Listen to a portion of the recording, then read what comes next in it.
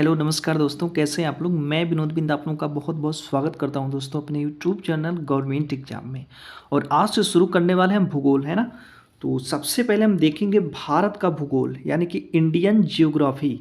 ठीक है, तो आज से अपनी इंडियन जियोग्राफी शुरू हो गई और पूरा प्रयास करेंगे कि एक ही बार में पूरी जियोग्राफी ख़त्म कर दें। यानी वहीं 50, 55 या 60 के आसपास चैप्टर है, तो पूरी तरह से इसको ख़त्म कर देंगे। उसके बाद हम हिस्ट्री पे अपना नंबर लगाएंगे। ठीक है। और दोस्तों, अगर आप लोग कोई भी एग्ज़ाम्स की तैयारी कर रहे हैं तो प्लीज़ चैनल पर विजिट ज़रूर करें। और सबसे पहली बात कि अगर मैं कोई भी चीज़ें आपको पढ़ा रहा हूँ तो आप लोगों को ये चीज़ देखने की ज़रूरत है कि क्या इससे क्वेश्चन बन पा रहे हैं, सॉल्व हो पा रहे हैं। आप कोई भी प्रैक्टिस सेट लगा रहे हैं तो उससे क्वेश्चन फंस रहे हैं क्या, है ना। मैं जहाँ तक हो सकता है मैं काफ़ी डीपली नॉलेज देने के प्रयास करता हूँ, डीपली, वो भी वन लाइनर में। तो अगर आप लोगों को अपना मेहनत साकार करना है, अपने माता पिता के सपने को साकार करना है, तो प्लीज़ मेहनत से पढ़ाई शुरू कर दें और प्रॉपरली नोट्स ज़रूर बनाएं। मैं जो भी पढ़ाता हूँ उसको नोट्स बना करके ही पढ़ें। आप वीडियो से एक बार देखेंगे, दो बार देखेंगे, उस प्रेजेंट में आपके माइंड में तो आ तो जाएगा, बट ये हमेशा के लिए नहीं रह पाएगा। देखिए, आपको एक दिन दो दिन में नौकरी मिलने वाली है नहीं, साल भर लग सकते हैं, 2 साल 4 साल। ठीक है, इतना टाइम लग सकता है। तो इसको लंबे समय तक आपके दिमाग में स्टोर करने के लिए आपको ज़रूरत है कि आप नोट्स बना करके पढ़ें। ठीक है, तो आइए शुरू करते हैं इसी के साथ और एक नए उमंग के साथ भारत का भूगोल, है ना। तो सबसे पहले आप ये देखिए, ये रहा हमारा प्यारा भारत। मैंने मैप बनाया है और जो साइड साइड से राज्य हैं उन सबको मैंने उनकी जगह पे दर्शा दिया है। दोस्तों, मैप में कोई गड़बड़ी होगा तो प्लीज़ माफ़ कर दीजिएगा, क्योंकि देखिए जहाँ तक हो सका मेरे से बना है, मैंने अपने अच्छे से बनाने का प्रयास किया है।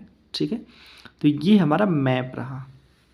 अब हम पढ़ेंगे अपने भारत के बारे में। देखिए, जो इस साइड है ये बंगाल की खाड़ी है और इधर क्या है, अरब सागर है ना।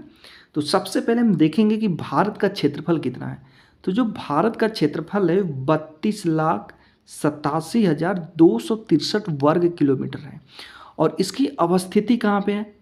देखिए, उत्तर और पूर्वी गोलार्ध का देश है। ठीक है ना, उत्तरी और पूर्वी गोलार्ध का देश है। इसका मतलब ये हुआ कि जब आप बड़ा वर्ल्ड मैप देखते हैं ना, जब वर्ल्ड मैप देखते हैं तो ये गोला सा मैप रहता है ना। तो उसमें क्या करेगा कि आप ऐसे करिए और ऐसे करिए। इसका मतलब ये हुआ, ये उत्तर साइड, ये दक्षिण साइड, ये पश्चिम साइड, ये पूर्व साइड। ठीक है, तो जो भारत की अवस्थिति है इधर है। ठीक है, यानी उत्तरी और पूर्वी। ठीक है, ये उत्तर, ये पूर्व। तो भारत की अवस्थिति कहाँ है, उत्तर और पूर्वी गोलार्ध का देश। ठीक है ना, तो ये भारत रहा। ठीक है, समझ में आया आप। और देखिए, भारत में जो है 28 राज्य हैं, 28 राज्य हैं और 8 संघ राज्य क्षेत्र हैं। ठीक है, देखिए जम्मू कश्मीर को अब हटा करके अब उसकी जगह पर यूनियन टेरिटरी कर दिया गया है, जिसमें इसकी जम्मू कश्मीर और एक लद्दाख हो गया है। ठीक है, तो इसको भी अभी राज्य बनाने की बात चल रही है कि दोनों को मतलब अलग अलग राज्य का दर्जा दे दिया जाएगा। तब उसमें यूनियन टेरिटरी की संख्या कम हो जाएगी और राज्य की संख्या बढ़ जाएगी। फिलहाल याद रखिएगा 28 राज्य और 8 यूनियन टेरिटरी हैं। देखिए, भारत का जो अक्षांशीय विस्तार है 8.4 से 37.6 उत्तरी है और देशांतरी विस्तार कितना है 68.7 से 97.2 के बीच में। अब आपको ये पता होना चाहिए कि अक्षांशीय क्या है और देशांतरी क्या है। देखिए, जब आप वर्ल्ड मैप देखते होंगे, ठीक है, मान के चलिए ये ग्लोब है। ठीक है, ग्लोब है, तो आप देखे होंगे कि दो तरह की उस पर ग्लोब पर रेखाएं खींची होती है। कौन कौन से, एक तो ऊपर से लेके नीचे, है ना, और एक होता है दाएं बाएं, है ना, इस तरह से। तो जो ऊपर से नीचे रेखाएं खींची गई है इनको बोलते हैं देशांतर रेखाएं। ठीक है, और जो ऐसे पश्चिम से पूर्व की तरफ रेखाएं खींची गई हैं इनको बोलते हैं अक्षांश रेखाएं। अब समझ में आया। यानी कि मान कर चलिए ये हमारा भारत है, अगर पूछ रहा है कि अक्षांशीय विस्तार कितना है तो नीचे जो है 8.4 हो गया और ऊपर कितना हो गया 37.6। तो ये चीज़ें हो गई अक्षांशीय विस्तार। अब देशांतरी विस्तार बोले तो इसका मतलब कि अगर मान के चलिए ये हमारा भारत है, ठीक है, तो आपका ऐसे लेगा, है ना, कोई एक ऐसी रेखा देशांतर की जहाँ से भारत शुरू होता है और ख़त्म होता है, तो ये बताना होता है, ठीक है। तो देशांतरी विस्तार का मतलब ये हो गया कि जो भारत है पश्चिम से पूर्व तक, तो कहाँ से कहाँ तक है, ठीक है। अभी आपको अक्षांश और देशांतर के बारे में बताऊंगा तो बहुत अच्छी तरह से आपको समझ में आएगा। फिलहाल इतना एक नॉर्मल सा याद रखिए कि अक्षांशीय विस्तार 8.4 से 37.6 उत्तरी है और देशांतरी विस्तार 68.7 से 97.2 के बीच में है, ठीक है। देखिए, भारत के पूर्वी छोर और पश्चिमी छोर के बीच लगभग 30 देशांतर है, जैसे मैं आपको बता रहा हूँ। देखिए, 97.2 से 68.7 घटाएंगे तो लगभग में 30 देशांतर आते हैं, ठीक है, लगभग में 30 देशांतर होते हैं। और यही चीज़ें बता रहा है कि भारत के पूर्वी छोर और पश्चिमी छोर के बीच लगभग कितने देशांतर हैं, तो 30 देशांतर है, ठीक है। अब यहाँ पर देखिए ये चीज़ें कैसे इसको एक्सप्लेन किया है। एक देशांतर को घूमने में पृथ्वी को 4 मिनट का समय लगता है, ठीक है। एक देशांतर को घूमने में पृथ्वी 4 मिनट लेती है, तो यही चीज़ें यहाँ पर देखिए, एक देशांतर बराबर 4 मिनट, तो 30 देशांतर हमारी भारत के ऊपर जो है पश्चिम से लेकर के पूर्व तक 30 देशांतर है ना, तो एक देशांतर को घूमने में 4 मिनट लगता है, तो 30 देशांतर को घूमने में कितना मिनट लगेगा, तो 30 गुणे 4, है ना, यानी 120 मिनट, यानी कि 2 घंटे का समय लगेगा, है ना। तो जैसे कि मान के चलिए ये हमारा भारत है, मान के चलिए ये हमारा भारत है, ठीक है, तो ये हमारा भारत है और भारत का जो सबसे पूर्वी छोर होता है वह अरुणाचल प्रदेश में है ना, अरुणाचल प्रदेश। और जो पश्चिमी छोर है यह गुजरात की तरफ है। तो हमारी पृथ्वी देखिए ऐसे ऐसे नाचती रहती है ना, ऐसे ऐसे नाचती रहती है और घूमती रहती है, सूर्य भी नाचता रहता है। तो जब सूर्य का प्रकाश आता है तो सबसे पहले हमारे भारत में अरुणाचल प्रदेश पर पड़ता है। फिर ये पृथ्वी नाचते नाचते नाचते नाचते नाचते ये मानकर चलिए कि अरुणाचल प्रदेश में अगर अभी प्रकाश पड़ा सुबह में 7 बजे, तो इसको नाचते नाचते पृथ्वी को गुजरात के लास्ट छोर में प्रकाश पड़ने में इसको 2 घंटे लग जाएंगे, यानी 2 घंटे बाद, यानी कि 7 बजे अरुणाचल प्रदेश में प्रकाश पड़ा तो गुजरात में 9 बजे पड़ेगा। समझ गए, इसका मतलब ये हुआ कि अरुणाचल प्रदेश में अगर सुबह के 7 बजे सूर्य उगता है तो गुजरात में सुबह के 9 बजे सूर्य उगेगा, ठीक है ना, वहाँ पे दिखाई देगा। ये चीज़ हो गया इसका मतलब। अभी आप नॉर्मली याद रखिए कि भारत के ऊपर 30 देशांतर हैं और एक देशांतर को घूमने में 4 मिनट का समय लगता है, ठीक है। तो 30 देशांतर को घूमने में 30 गुणे 4 120 मिनट, यानी 2 घंटे का लगता है। तो यही वजह है कि अरुणाचल प्रदेश में जो है समय गुजरात के समय से 2 घंटे आगे है। अभी इसके बारे में हम डिटेल से पढ़ेंगे तब आपको अच्छे से समझ में आएगा कि अक्षांश क्या है, देशांतर क्या है, इनके बीच की दूरी जो होती है, गोरे होती है, वो क्या होती है, तो सारी चीज़ें हम जानेंगे, ठीक है। उसके बाद देखिए, पृथ्वी जो है भारत के पूर्व से पश्चिम तक घूमने में 2 घंटे लेती है, ठीक है। इसी वजह से गुजरात का जो समय है अरुणाचल प्रदेश से 2 घंटे पीछे है, जो मैंने अभी आपको बताया था, ठीक है। और भारत में 82.5 अंश पूर्वी देशांतर को भारत का मानक समय माना गया है, ठीक है। यानी ये बोला गया है कि जो 82.5 अंश पूर्वी देशांतर है, इस पे जहाँ से गुजरा है ये देशांतर, इस देशांतर पे जो समय होगा वही समय पूरे भारत का समय माना जाएगा, ठीक है। तो यह जो देशांतर है 82.5 अंश, यह प्रयागराज के नैनी से गुजरता है, ठीक है, नैनी से गुजरता है। यानी नैनी में जो समय होगा वह पूरे भारत का समय माना जाएगा। अच्छा, एक बात आप लोगों के मन में ख्याल आ रही होगी कि 82.5 अंश पूर्वी देशांतर को ही भारत का देशांतर क्यों माना गया। देखिए, क्योंकि 68.7 से 97.2 के बीच का ये भाग है और भारत की जो मानक समय रेखा है अर्थात जो 82.82 देशांतर रेखा है, यह भारत के 5 राज्यों से होकर गुजरती है। कौन कौन सी? उत्तर प्रदेश, मध्य प्रदेश, छत्तीसगढ़, उड़ीसा और आंध्र प्रदेश। ठीक है। और भारत का समय ब्रिटेन के समय से कितना आगे है? तो 5.5 घंटा आगे है।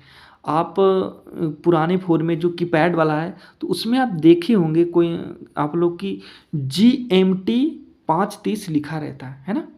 GMT 5:30, GMT का मतलब हो गया ग्रीन मीन टाइम। ठीक है।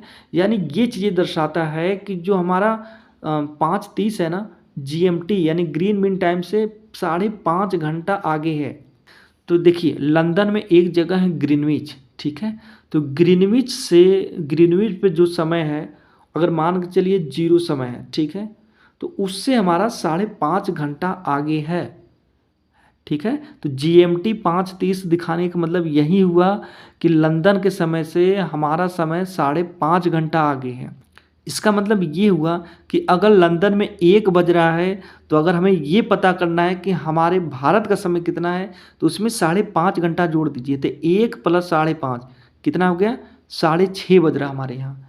अगर मान के चलिए लंदन में 2 बज रहा है, अगर हमें ये पता करना है कि भारत में इस समय कितना टाइम हो रहा है, तो 2 में 5.5 जोड़ दीजिए, यानी कि हमारे भारत में 7:30 बज रहा है। तो इसका मतलब ये हुआ। ठीक है। ध्यान रखिएगा इसको। अब देखिए यहाँ पर एक देशांतर को घूमने में कितना समय लगा? 4 मिनट। ठीक है। एक देशांतर को घूमने में कितना समय लगा? 4 मिनट। मैंने आपको बताया था अभी जस्ट इसके पहले। तो 82.5 देशांतर को घूमने में कितना समय लगेगा? तो 82.5 × 4 करेंगे तो 330 मिनट हो जाएगा, है ना। इसका मतलब 5.5 घंटा हो गया। 330 मिनट को जब आप घंटा में बदलेंगे तो 5.5 घंटा हो गया। यानी यही चीज़ें दिखा रहा है कि 5.5 घंटा कैसे भारत का समय लंदन के समय से आगे है। ठीक है। क्योंकि जो हमारा मानक समय रेखा माना गया है, कितना माना गया है? 82.5 अंक। ये माना गया है कि जो 82.5 देशांतर पे समय होगा वही पूरे भारत का समय माना जाएगा। ठीक है। तो 82.5 × 4 करेंगे, यानी 4 एक देशांतर घूमने में 4 मिनट का समय लगता है, तो 330 मिनट बराबर 5.5 घंटा। ठीक, समझ में आया कि कैसे हमारा जो समय 5.5 घंटा लंदन के समय से आगे है। ठीक है। अब देखिए कर्क रेखा भारत के 8 राज्यों से गुजरती है। ठीक है।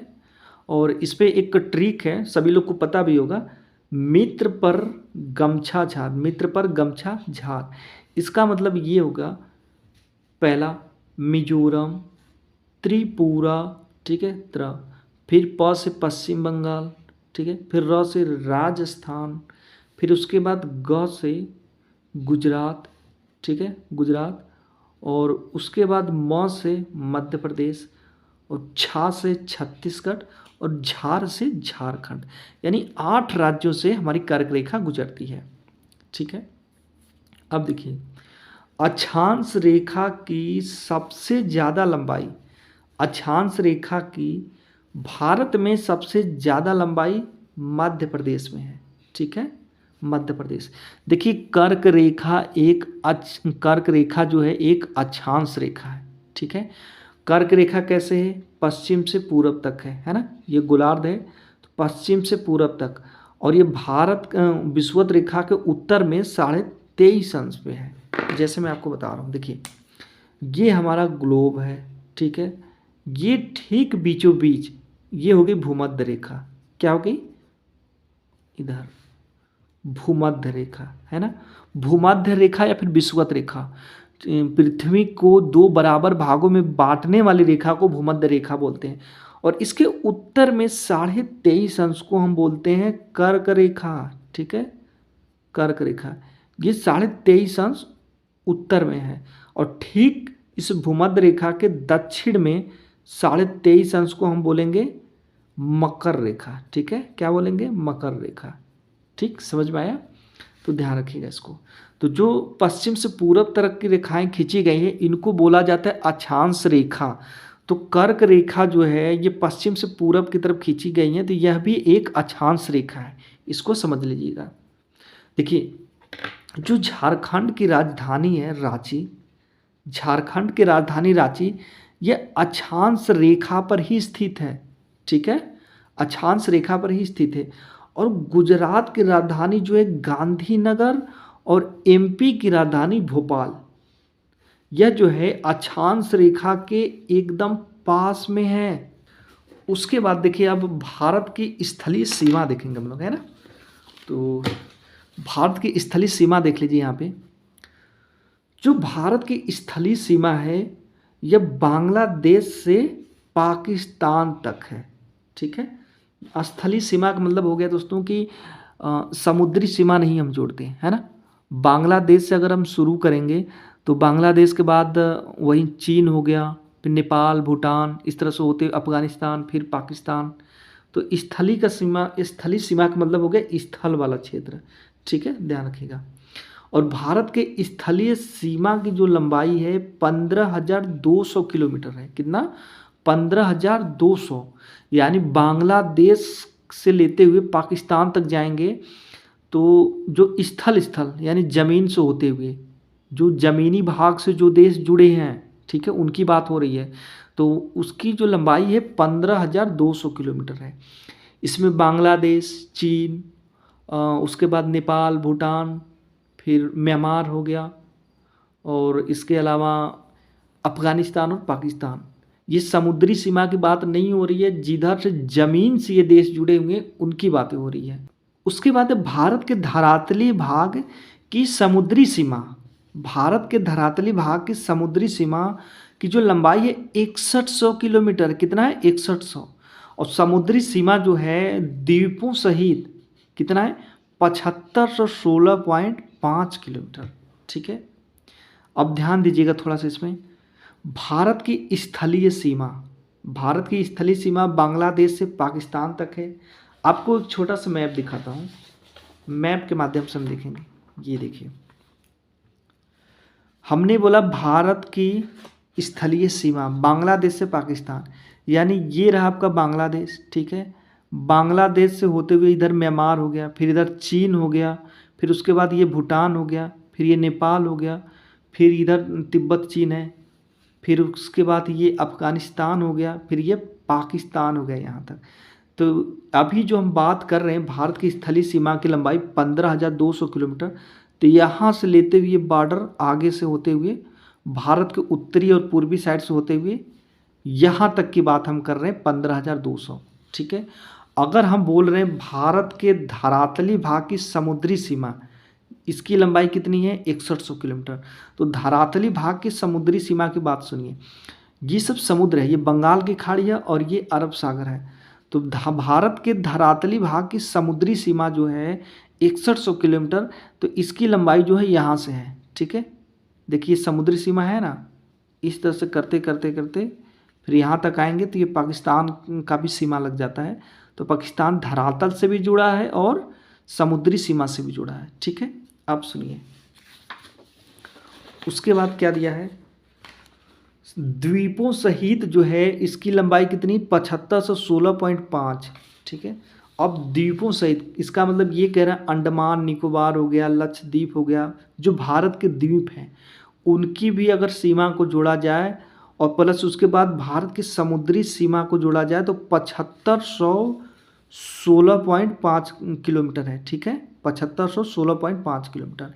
इसमें से जो द्वीप हैं, केवल द्वीप हैं, जो केवल द्वीप हैं ये रहे, इनका 1416.5 है, ठीक है। केवल द्वीप जो हैं 1416.5 किलोमीटर। अब यहाँ पर एक चीज़ देख लीजिए, भारतीय सीमा की कुल लंबाई कितनी हो गई, ठीक है। अब ये हम देखेंगे। तो भारतीय सीमा की कुल लंबाई 15,200 तो आपका हो गया स्थलीय भाग की लंबाई, ठीक है। उसके बाद 7516.5 किलोमीटर समुद्री सीमा की लंबाई हो गई, ठीक है। इसमें द्वीप सहित है, 7516 में द्वीप सहित है, द्वीपों की भी लंबाई है, ठीक है, ध्यान रखिएगा। क्योंकि जो समुद्री सीमा है 6100 किलोमीटर है, ये देखिए, और केवल द्वीप की जो लंबाई है, जो केवल द्वीप की समुद्री सीमा है वो 1416.5 है। तो 6100 में 1416.5 करेंगे तो 7516.5 किलोमीटर हो जाएगा।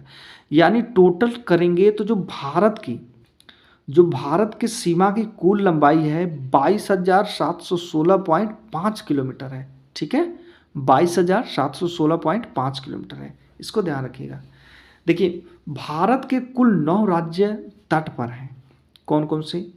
गुजरात, महाराष्ट्र, गोवा और कर्नाटका। और ये जो चारों राज्य हैं ये भारत के पश्चिम वाले समुद्री सीमा पे हैं। ठीक है, ये पश्चिमी तट पे हैं। ठीक है, भारत के पश्चिमी तट पे हैं गुजरात, महाराष्ट्र, गोवा, कर्नाटका। अब देखिए यहाँ पर मैंने ये लिखा है बड़े बड़े अक्षरों में, केरल, तमिलनाडु, आंध्र प्रदेश, उड़ीसा और पश्चिम बंगाल।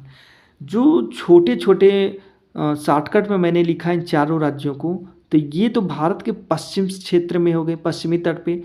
और भारत के पूर्वी तट पे जो मैंने पूरा नाम लिखा है, केरल, तमिलनाडु, आंध्र प्रदेश, उड़ीसा और पश्चिम बंगाल, ये भारत के पूर्वी तट पे हैं। ठीक है, अब यहाँ पर लिख लीजिए।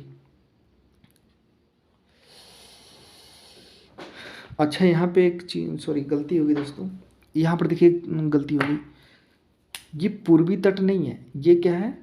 पश्चिमी तट है। ठीक है, ये पश्चिमी तट है और ये जो है ये पूर्वी तट है। ठीक है, इसको बना लीजिएगा। तो पश्चिमी तट पे कितने राज्य हैं? 4 राज्य हैं। कौन कौन से? गुजरात, महाराष्ट्र, गोवा, कर्नाटका। और वहीं पूर्वी तट पे कितने राज्य हैं? 5 राज्य हैं। कौन कौन से? केरल, तमिलनाडु, आंध्र प्रदेश, उड़ीसा और पश्चिम बंगाल। ठीक है, भारत के देखिए 3 सबसे लंबी तट रेखा वाला राज्य कौन कौन से हैं? पहला गुजरात हो गया 1290 किलोमीटर। ठीक है, फिर आंध्र प्रदेश, फिर तमिलनाडु। ध्यान रखिएगा, सबसे लंबी तटरेखा वाला राज्य कौन सा? गुजरात। ये कई बार एग्जाम में पूछ चुका है, तो इसको याद रखिएगा। और सबसे छोटी तटरेखा वाला राज्य गोवा, ये सबको पता है। ठीक, देखिए भारत के साथ 7 देश हैं जो कि स्थलीय सीमा बनाते हैं। कितने देश? 7 देश हैं जो कि स्थलीय सीमा बनाते हैं। कौन कौन से? पाकिस्तान, अफगानिस्तान, चीन, नेपाल, भूटान, बांग्लादेश और म्यांमार। ये स्थल से यानी ज़मीन से ये जुड़े हैं। ठीक है, इनकी जो सीमा है, इनसे हमारे देश की सीमा वो डायरेक्टली ज़मीन से लगी हुई है। ठीक है, तो स्थलीय सीमा ये 7 देश बनाते हैं। और पाकिस्तान के साथ देखिए सीमा बनाने वाले राज्य या फिर यूनियन टेरेटरी कौन कौन से? गुजरात बनाता है, राजस्थान, पंजाब और उसके बाद जम्मू कश्मीर और लद्दाख, ये यूनियन टेरेटरी, ये पाकिस्तान के साथ सीमा बनाते हैं। उसके बाद है अफगानिस्तान के साथ सीमा। तो अफगानिस्तान के साथ, अच्छा एक मिनट दोस्तों, अच्छा इसी पे वीडियो हम लोग स्टॉप करते हैं दोस्तों, क्योंकि देखिए वीडियो काफ़ी लंबी हो जाएगी, है ना।